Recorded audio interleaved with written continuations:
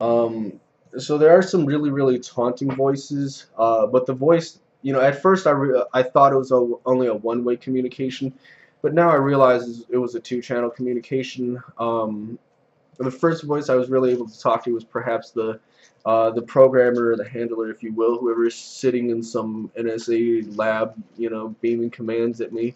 Apparently, he's been working on my case for several months to a year, and he's grown quite infatuated with me.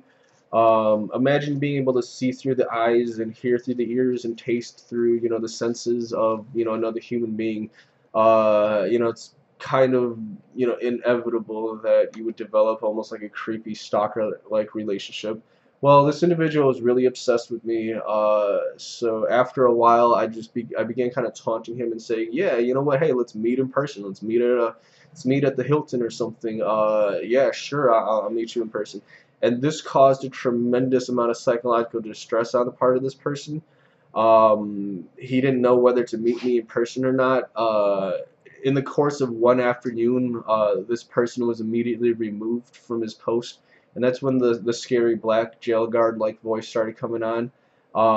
After he annoyed me for several days, I tried all the traditional routes like the the tinfoil hat, which doesn't work for long periods of time.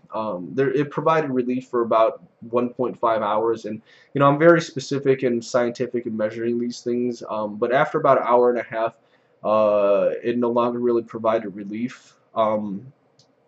That's why after a while I developed this technique to almost, I would call, like an audio slice of the voices. After a while I couldn't get the jail guard voice out of my head. I was driving down the highway and I began talking to him. I basically said, "You're not real. You're just a figment of my imagination."